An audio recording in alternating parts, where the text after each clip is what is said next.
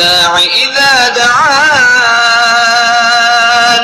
فليستجيبوا لي وليؤمنوا بي لعلهم يرشدون. وإذا سألك عبادي عني فإني قريب أجيب دعوة الداع إذا دعان فليستجيبوا لي وليؤمنوا بي لعلهم يرشدون. وإذا سألك عبادي عني فإني قريب أجيب دعوة الداع إذا دعان فليستجيب. السلام عليكم، تحياتي اخوتي المغاربه داخل الوطن خارج الوطن. هذا المباشر غادي نديرو خفيف. بغيت نوصل واحد الميساج وواحد الرساله الى الظالمين، الى الطغاة في هذا الوطن. عندكم صحابكم راه الله سبحانه وتعالى غافل. ايها المسؤولين الطغاة، ايها المسؤولين الفاشلين، أيها اللصوص، أيها الأنانيين، أيها الاستهزائيين، عندكم صحابكم. هادشي اللي كديروا في أبناء الشعب، التلافيق ديال التهم، السرقة للأحلام ديال الشعب، والسرقة للحقوق لهذا الوطن. كيصحابكم الله راه غافل، صحابكم الله راه ما كاينش، صحابكم الله راه ما مراقبكمش. وهاد الناس اللي كتديهم بالتلافيق التهم، مثال اخر ما ديتو هاد الباصيرو لواحد المواطن اللي صراحه ما بينه وبين الالاف اللي ديتو واللي سجنتو فهاد الدوله اللي هي فيها فشل وفاسدين بامتياز، اللي هما مسؤولين فاسدين بامتياز، اللي ما قدمتو حتى شي حاجه ما قدمتو.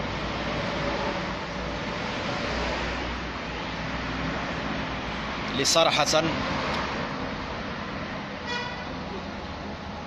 تحياتي اخويا، كنشكرك اخويا محمد. تحياتي لجميع المغاربه داخل الوطن خارج الوطن.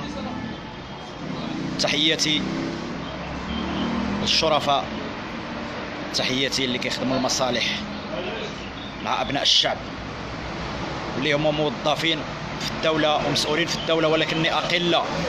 تحياتي لهم ألف مليون تحية، كنقولوها دائما ومراريا واستمراريا.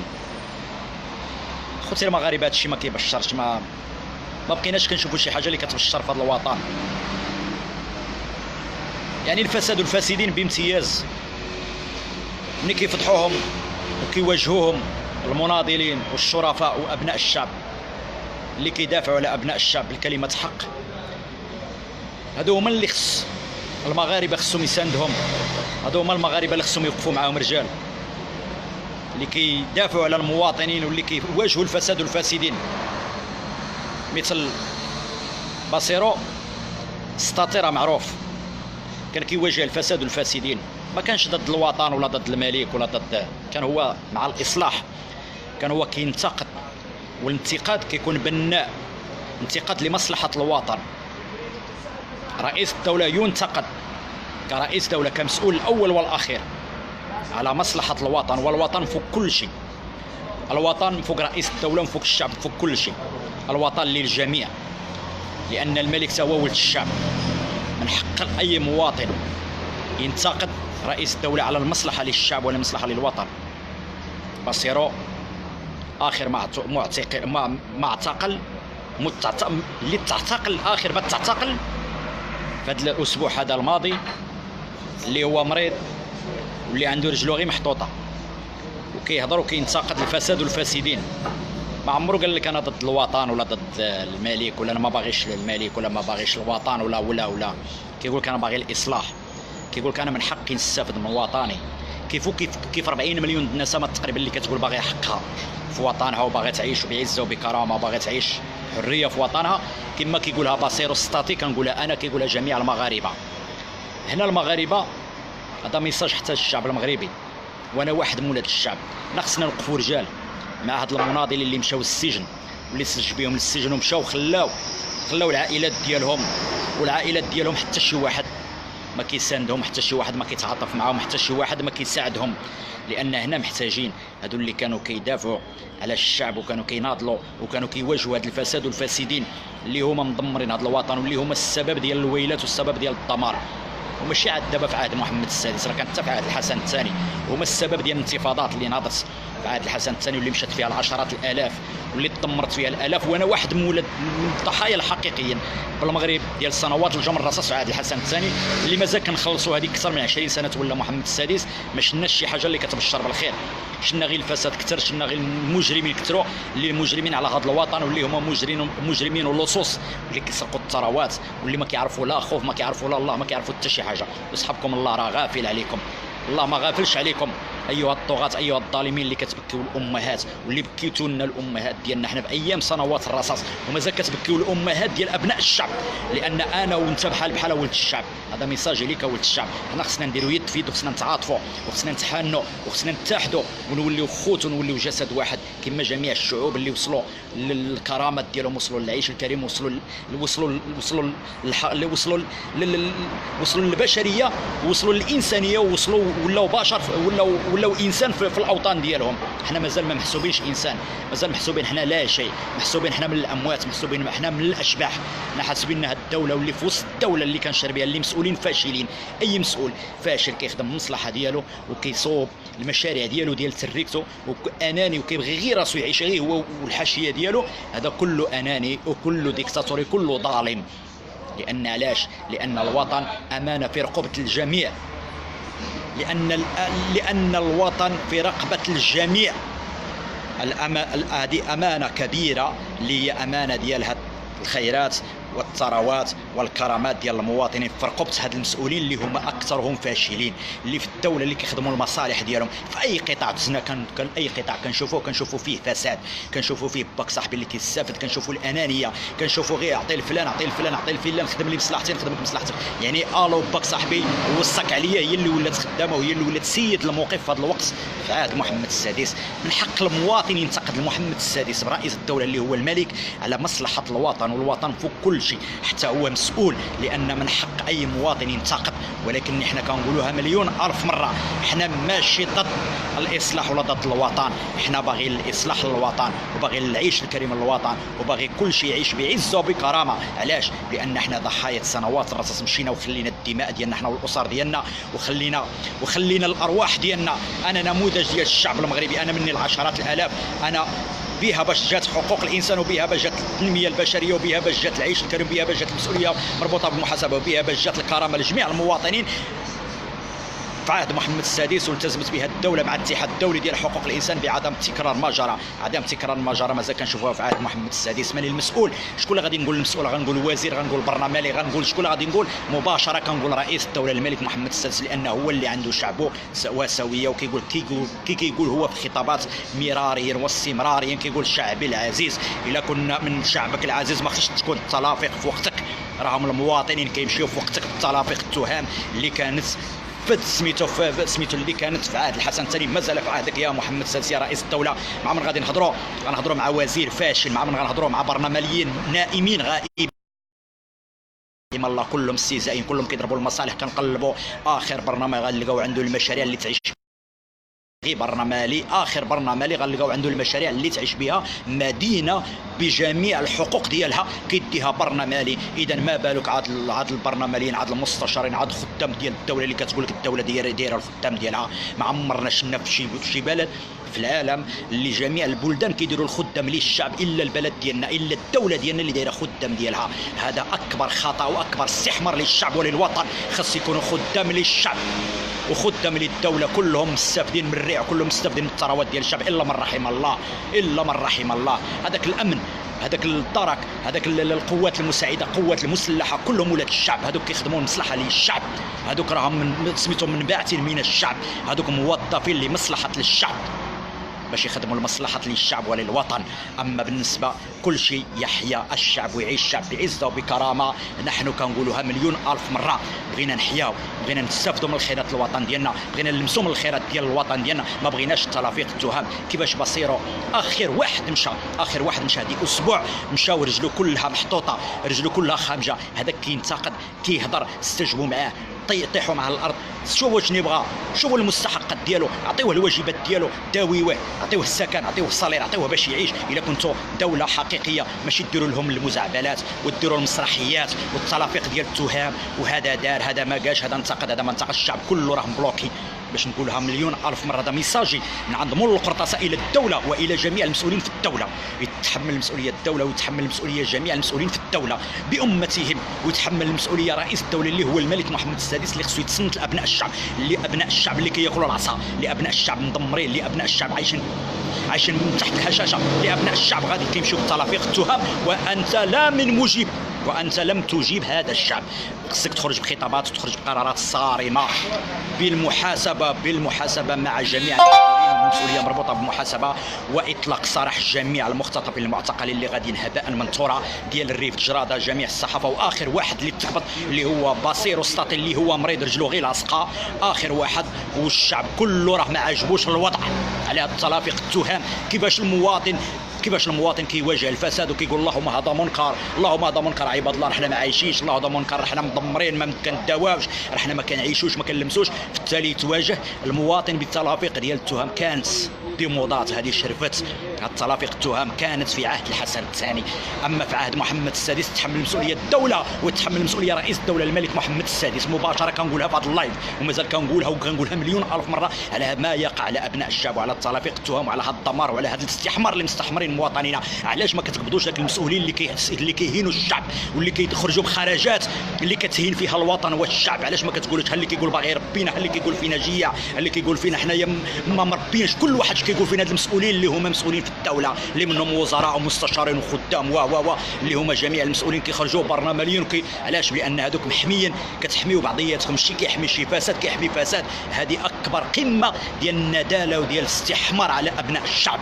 باش نكونوا واقعيين، اما ابناء الشعب نحن خصنا عاوتاني نتحدوا ونوليو خوت وخاوه. كنقولها لكم مليون الف مره، ما دمنا مفرقين، ما دمنا كل واحد كيعيط بسميتو، كل واحد كيبغي غير راسو، ما دمنا حنا مفرقين، ما دمنا حنايا مستغنيين بيناتنا، مازال كيعطيونا العصا ومازال كيدمروا فينا واحد بواحد. اليوم عليا وغدا عليك اخويا المواطن المغربي. هذا ميساج ليك ولد الشعب، عاوتاني تصنت لولد الشعب. تقبض السطاطي بصير ودخلنا لكم الله. شنو قال هذا السيد هذا؟ شنو دار في ملك؟ واش هو اللي كيسرق الثروات؟ واش هو اللي كيلفق التهم للابناء الشعب؟ واش هو اللي كيدير البروجيات؟ واش هو اللي كيدير الخيرات؟ واش هو اللي كيدير حقوق المواطن؟ واش هو اللي كيستحمر المواطنين؟ هذا مواطن مغربي بحالك بحاله ولد الشعب. هذاك اللي وقع له غدا غيوقع لك حتى انت. داوى غدا غيديوك انت، وهي النوبه عليا وعليك، وهي غاديه اخويا المغربي بالسكوت ديالي وديالك.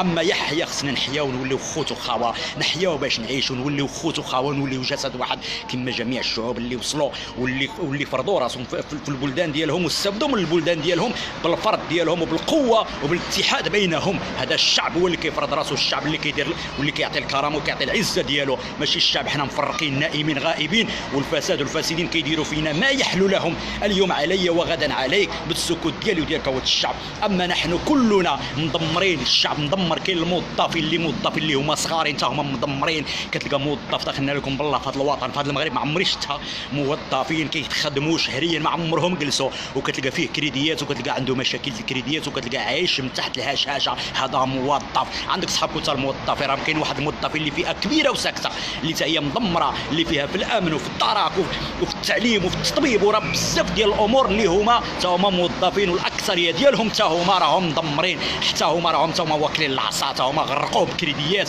لان شكون المستفيد؟ المستفيدين هما الرموز ديال الوطن، هما الرموز ديال الفساد والفاسدين، هما الكبارين اللي كيخرجوا الثروات ديال البلاد واللي كيدوزوا الكونطات واللي كيدوزوا جميع الثروات كيدوزوها لبلدان اخرى كيديروا بها المشاريع. هما اللي مدمرين هذا الشعب، هما اللي مدمرين ومدمرين كولد الشعب. بالسكوت ديالي وديالك اليوم عليا وغدا عليك ولد الشعب. حنا كنقولوها مليون الف مره، الاتحاد كتولد القوه، والقوه كتجيب الكرامه، لان حنا خوت وخاوه. سوا، حنا وطن، خليونا من القبائليه، خليونا حنا كلنا بسواسيه، كي الريف كي الجبلي كي الفاسي كي السوسي كي البيضاوي كي الطنجاوي كي حنا كلنا في التراب الوطني في هذا المغرب، كلنا خوت وخوات داخل الوطن خارج الوطن، حنا كلنا نديروا يد في يد ونوضوا لهذا الفساد ونديروا حمله فيسبوكيه ارحاليه الفساد والفاسدين، ما نتعاملوش مع الفساد، ما نتعاملوش مع المفسدين، ونكونوا قوه بالتواصل الاجتماعي ونفضحوهم ونتحدوا بيناتنا، واي مواطن يتقاسم الشعب كامل يهضر على ذاك المواطن، هذاك السطاطي اللي ولد السطاط اللي تقبض بصيرو اللي معروف عبر التواصل الاجتماعي، شني قال هذا السطاطي؟ لا هو ولا الامثال اللي بحاله،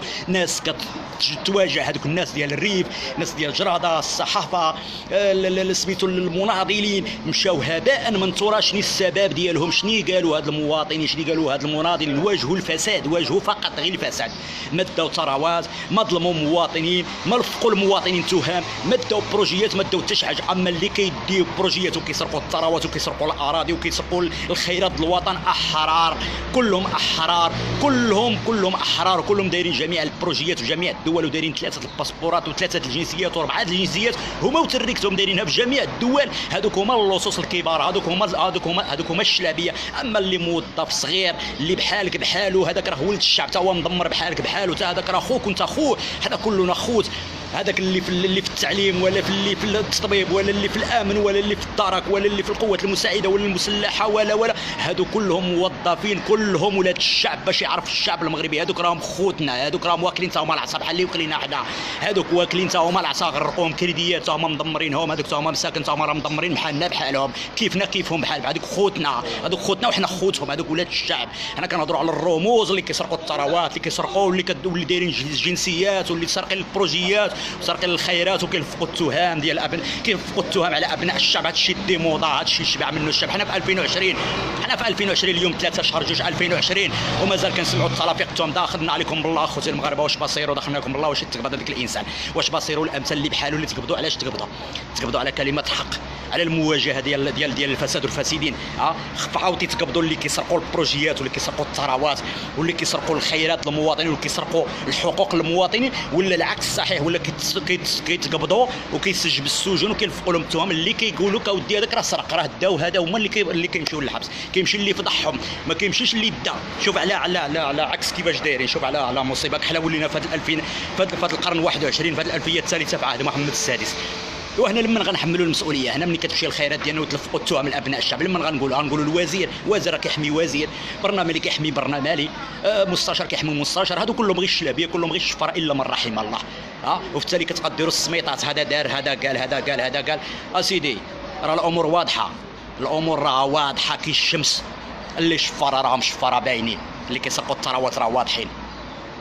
ولاد الشعب راهم كيخلصوا الضريبه. هذا الشيء كان في عهد الحسن الثاني. حنا ضحايا سنوات الرصاص، ما راضيش لهذا الوضع. هذا الوضع راه مزري، مازال غير الفساد كثر. فين راه المسؤوليه مربوطه بالمحاسبه؟ فين راه المسؤوليه مربوطه بالمحاسبه؟ فين راه المحاسبه مع الشفاره، مع الشلابيه؟ مع من غادي نهضروا؟ نهضروا مع البرنامجيين الا من رحم الله. كلهم شفاره، كلهم ديكتاتوريين، كلهم انانيين، كلهم منافقين، كلهم شلابيه، كلهم كذابه. مع من غنهضروا؟ نهضروا مع الحكومه الا من رحم الله. كلهم كيضربوا غير على راسهم، كلهم تتقلب عليهم، التالي فيهم تلقى عنده المليارات لا تحصى ولا تعد. شني مع من غنهضروا؟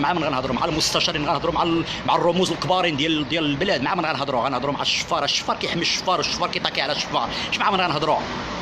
مع من غنصيفطوا رسالتنا. اذا كاين رئيس الدوله، كاين رمز واحد، كاين رئيس الدوله اللي ملك ديال المغاربه، كيقولوا هو شعبي العزيز وعنده المغاربه سواسوي، كيقولها في خطابات وكيتحمل فيها هو المسؤوليه. يتحمل المسؤوليه بان عنده شعب العزيز، كيقولها في خطابات وعنده المغاربه سواسويه، قالها مراريا في الخطابات. يتحمل المسؤوليه على هذا الكلام هذا اللي كيقول عنده شعب العزيز بحال.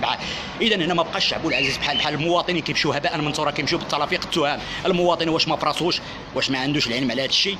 اذا هاد الاجهزه وهذا الشيء اش كدير اللي ما توصلش هاد الاخبار وتوصل هاد المعاناه ديال المواطنين الى رئيس الدوله؟ اش كدير هاد الاجهزه؟ اذا هاد الاجهزه اذا ما بقاش خدامه مع سميتو، اذا ما خداماش مصلحه للوطن، اذا خدامه مصلحات اللي ضد الوطن، اللي ما يوصلوش بحال هاد المشاكل، بحال اللي انا ما حسبنا الله ونعم الوكيل. اول كلام حسبي الله ونعم الوكيل. اللي كنشوفوا المواطنين غاديين الترافيق التهم لاخر واحد اللي هذه اسبوع مشى بصيروا السطيره زعما صراحه اللهم هذا منكر، السيد مريض وطمعوا فيه، جاو جمعوا له طواو له حقات. هذه شحال التخربيق هذا، شحال المزعبلات هذه، هو وقبل منه. المهم اللائحه طويله طويله طويله. المهم ابناء الشعب كيخلصوا الثمن. يلا علاش حنا ما نتحدوش حنا كشعب ونوضوا حتى حنا ونكونوا رجال ونكونوا حتى حنا الشعب ونعطيو القوه ديالنا لهذا الفساد والفاسدين ونواجهوهم غير بهذا اطلاق السراح جميع المختطفين المعتقلين. هذا بصير. علاش ما نتعاطفوش معاه كمواطنين؟ كمواطنين كان كيهضر، كان كيواجه الفساد، كان كيقول لهم هذا منكر، هو والامثال اللي بحالو اللي تكبطوا. واللائحه طويله وسمحوا لي لا نزيد اللاعيق، منهم البداحي، منهم الكرطومي، منهم سميتو هذا الصحفي المهداوي، ومنهم الناس ديال الجراده ديال الريف. المهم اللائحه طويله طويله طويله طويله على ابناء الشعب اللي غاديين هباء منصورا. علاش ما نتعاطفوش معاهم؟ علاش حنا كشعب نتعاطفوا معاهم، نتعاطفوا مع الاسر ديالهم؟ علاش بحال بعض بصيرو اخر ما تقبض بصيرو هو اسبوع باش تقبض، علاش ما نتعاطفوش معاه؟ علاش كمواطن نتعاطفوا مع الاسره ديالو اللي مدمره، اللي ما عندهمش، اللي اسره فقيره. وكلهم هاد المناضلين اللي كتقلب عليهم كتلقاهم كلهم اسر فقيره مدمره، واللي انا واحد منهم، والملايين اللي كلها مدمره من طرف هذا الفساد والفاسدين. وكيبقاو يضحكوا علينا، والدوله والمسؤولين اللي في الدوله كيبقاو يضحكوا علينا وكيشوفونا حنا ملي ما كنتحركوش في التفاعل، ما نتفاعلوش ونطامنوا مع واحد المواطن اللي غادي هباء منثورا، غادي على كلمه حق، غادي كيهضر عليا وعليك ولد الشعب، غادي كيواجه الفساد والفاسدين اللي مدمريننا ومدمرينك. وفي التالي ما كنتعاطفوا لا مع اسره ديالو، ما كنتعاطفوش معاه، ما كنتعاطفوا معاه هو. ما نتقعدوش حنا ونبينوا القوه ديالنا حنا كشعب كما جميع الشعوب كيتعاطفوا. مواطن الا تقبض كينوض الشعب كامل كيعطي الكلمه في ذاك المواطن كيولي عندهم كله، كيقول لك حنا كلنا فلان، كيوليو كلهم سواسويه على ذاك المواطن. هذا هو الميساج اللي خصو يوصل ما بين ابناء الشعب، ماشي حنا المواطن يمشي هباء منثورا. اليوم عليا وغدا عليك ولد الشعب. اليوم راه دمروني، غدا غيدمروا الاخر، غدا غيديو الاخر، غدا غادي يدمروا الاخر. اما عطيتي القوه ديالك واتحدنا ونخليو العداوه بيناتنا، نخليو الكراهيه بيناتنا، ونخليو القبائليه بيناتنا. حنا كلنا مغاربه، كلنا كنحبوا وطننا، كلنا الوطن لينا جميعا بخيراته، بجميع الامور ديالو. الوطن للجميع، والوطن من فوق كل شيء، من فوق رئيس الدوله، من فوق الوزراء، من فوق النواب، من فوق الشعب، من فوق كل شيء. الوطن غالي على كل شيء. الوطن للشعب، والملك رئيس الدوله ولد الشعب، يخدم المصلحه للشعب. اما المسؤولين الفاشلين الفاسدين هما اللي خصهم يشز بهم السجن، هما اللي خصهم يمشيو يخلصوا الضرائب ديال الاجرامات. اما اللي كيمشيو بترافق التهم هذوك خصهم يتجازاو، اللي كيواجهوا الفساد كون الدوله ديمقراطيه حقوقيه حقيقيه، هذوك يتجازاو وياخذوا الجزاء ديالهم حيت واجهوا الفساد وفضحوا الفساد. ولكن الشعب حنا غائبين نائمين، ما كاينينش في الوجود. عليها كيديروا فينا ما يحل لهم. دمرونا في عهد الحسن الثاني، في ذاك الانتفاضات اللي مشينا فيها هباء منثورا، خلصنا الثمن حنا والاسر ديالنا اللي عشرات الالاف، ودارت في عهد محمد السادس اللي هذيك اكثر من 20 عام. ما شفنا لا تنميه، ما شفنا لا حقوق الاول، شفنا غير الدمار، شفنا غير تلافيق التهم، شفنا غير الويلات، وشفنا غير المصائب الكحله. ما شفنا حتى شي حاجه، لان علاش الشعب راقد ميت، حنا ما كاينينش، حنا لا وجود لنا. اما مواطن يتقعد، خص الشعب يتعاطف معاه الشعب كله يعطي الكلمه، وتشوف ديك الساعه القيمه ديالك كيفاش غتولي في وطنك اخويا المغربي. وعقل على كلامي مزيان، اخويا المغربي. اي الشعوب اللي تقدموا كلهم الشعوب اللي هما اللي اقوياء، اي شعب قوي وكيعطي الكلمه ديالو كلهم تقدموا، كلهم مستافدين، كلهم عايشين بعزه وبكرامه في الاوطان ديالهم، كلهم ما عندهمش الفساد. الا حنا اللي غائبين نائمين ميتين، ما كاينينش لا وجود لنا. علاش؟ السكوت ديالي وديالك هو الدمار ديالي وديالك ولد الشعب، لان انت ساكت وانا ساكت والاخر ما كيدير في حاجه، والشي كيدير، وكل واحد كيلغي بالغا، وكل واحد باغي يدبر غير على راسو، وكل واحد باغي يعيش غير هو. وهذا هو اكبر خطا، وهذا هو الفساد في حد ذاته. انت تسكت وانا نسكت، وانت ما تديهاش فيا وهي ما نديهاش فيك، وفي التالي كتجي فيا هاد النوبه، غدا تجي فيك انت، غدا تجي في الاخر، غدا تجي في الاخر، وهذا هو السبب. وحنا كنخلصوا الثمن بيناتنا بالسكوت ديالي وديالك. اما يحيى الشعب باش يعيش الشعب بعزه وبكرامه، خصنا نحياو. تحيا فينا الوطنيه، تحيا فينا الرجوله، تحيا فينا المبادئ، تحيا فينا الاخوه، نوليو خوت وخاوي. لحيينا اي مواطن يتقبض، قلتها لكم مراريا ومازال كنقولها في هذا المباشر، مازال كنقولها مليون الف مره. النهار اللي غادي نوليو كلمه وحده ونعطيو الكلمه ما بين ينوض الشعب كامل يهضر على مواطن يتقبض بحال دابا بصيرو، كلنا بصيرو. علاش يتقبض؟ يتطلق الى ناض الشعب كامل، يتطلق وتعطى الكلمه للشعب، وتعطى القيمه للشعب، والفساد غيجمع راسو في هذا الوطن. وحنا كلنا اسقاط الفساد والفاسدين بامتهم، وكلنا نعيش بعزه وبكرامه في وطننا. هذه هي القوه ديال الوطن، وهذا هو القوه ديال الشعب المغربي، هي اللي بغيناها تكون ما بين الشعب المغربي. بغينا المغربي يولي مغربي بحال اجدادنا اللي خلاو الارواح ديالهم، بحال اجدادنا اللي كانوا رجال واللي كانوا متحدين وكانوا خوت وخوا. علاش ما ردوش الاخوه بيننا؟ علاش ما نتحدوش بيناتنا؟ علاش ما نكونوش جسد واحد؟ علاش كلنا نكونوا ذاك المواطن اللي غادي هباء منثورا، هذاك بصيرو غادي هباء منثورا. انا كنهضر على اخر واحد تقبط اللي غادي بتلافيق التهم، غادي هباء منثورا، غادي بالسكوت ديالي وديالك ولد الشعب. كان كينتقد الفساد، كان كينتقد المجرمين، كان كينتقد الطغاة، كان كينتقد اللي كيسرقوا وكينهبوا الخيرات ديالي وديالك ولد الشعب. لان الشعب حنا غائبين ميتين، خصنا نحياو. تحيه فينا النخوه، تحيه فينا المغربيه الحقيقيه، تحيه فينا الرجوله اللي كانت في جدودنا، تحيه فينا المحبه اللي كانوا جدودنا خوت وخوا. حنا تحيه فينا في هذا الوقت، في 2020 تحيه فينا النخوه، النضو كلنا هذاك البصيرو، راه حنا كلنا بصيرو. خصو يتطلق اسراء الطلاق ديالو، طلاق ديالو يتطلق من السجن، تطلق فورا هو وجميع المختطفين المعتقلين اللي غاديين هباء منثورا في هذا الوطن بدون استثناء وبدون شرط ولا قيد، ويتعوضوا على هذه والعيش الكريم لجميع المغاربه. هذه هي القوه ديال الشعب المغربي، واطلاق سراح جميع المختطفين، واطلاق سراح جميع الخيرات ديالنا من الثروات ترجع للوطن ديالنا من طرف الفساد والفاسدين والمجرمين على هذا الوطن. هذه هي القوه ديال المغاربه، وهذه هي المحبه، وحنا كلنا خوت وخوا، كلنا مغاربه، ونفتخر بالتمغربيه ديالي، نفتخر بالجدور ديالي اللي هو مغربي بور. انت مغربي وانا مغربي، انت خويا وانا خوك، كلنا خوت وخوا. هذه هي المحبه اللي بغينا تزرع ما بين المواطنين. خليونا من العداوه. هذاك بصيرو راه خونا، هذاك الشيء اللي وقع له غدا يوقع لك انت، غدا يوقع لاخر، غدا يوقع لاخر، وقع لي النوبه وغدا النوبه على الاخر، وهي غاديه الا بالسكوت ديالو وديالك ولد الشعب. اما حنا اللي راكعين للفساد وعاطين القيمه للفساد في هذا الوطن، حنا الشعب الواحد اللي ميتين غائبين في هذا الوطن. يحيى الشعب، يعيش الشعب بعزه وبكرامه. حنا بوطننا محتاج للرجال، محتاج نفيقوا نحياو ونكونوا جسد واحد، ونطلبوا اطلاق سراح جميع المختطفين والمعتقلين اللي منهم بصيرو والامثال بحال بصيرو اللي غادي هباء منثورا، ونتعاطفوا مع الاسره ديالو اللي هي فقيره عايشه من تحت الحجاجه، اللي هي الزوجه ديالو خلى الابناء ديالو في الدار ديال الكريدي اللي ما كيلقاش باش يخلصها. علاش ما نتعاطفوش معاه كشعب ونبينوا القوه ديالنا لهاد المجرمين في الدوله، نبينوا لهم القوه، نتعاطفوا معاه، ونثبتوا نديروا حمله فيسبوكيه، حمله قويه، ونتعاطفوا معاه ماديا. للزوجه ديالو هو والامثال بحالو اللي غاديين نتعاطفوا معاهم ماديا، نتعاطفوا نبينوا القوه ديالنا، ونتعاطفوا معاه باطلاق سراح هو وجميع المختطفين المعتقلين. هذه هي القوه ديال الشعب المغربي، ونوليو كلنا خوت وخوا. تحياتي، يحيى الشعب، يعيش الشعب بعزه بكرامه. حسبنا الله ونعم الوكيل في الظالمين. حسبنا